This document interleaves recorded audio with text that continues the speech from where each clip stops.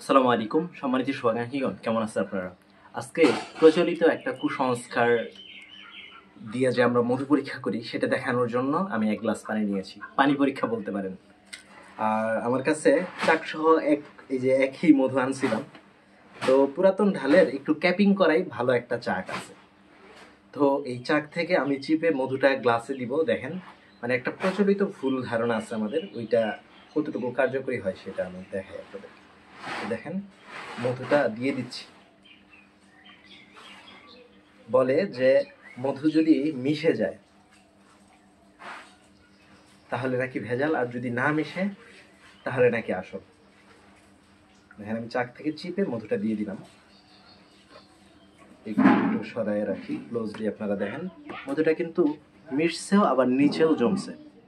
অর্থাৎ আপাত দৃষ্টিতে মনে হইতে পারে যে এটা আসল মধু, ভেজাল মধু না, মানে প্রচলিত কুসংস্কারপূর্ণ পরীক্ষায়। অথচ মধুর বৈশিষ্ট্য হলো মধু, চাকের মধুটা পাতলা হইতে পারে, ঘন হইতে পারে। যেমন বরোয়ের সিজনে যখন বৃষ্টি থাকে তখন পাতলা হয়, ঘন হয় না। ঘন হইলে পানির সাথে মিশবে না, নিচে জমে যাবে, নিচে থেকে যাবে। আর যদি পাতলা হয় তাহলে মিশে যাবে। তো এটা দিয়ে আসলে মধু খাঁটি বা ভেজাল এরকম নির্ধারণ করা যায় না। এটা একটা প্রচলিত ভুল পরীক্ষা।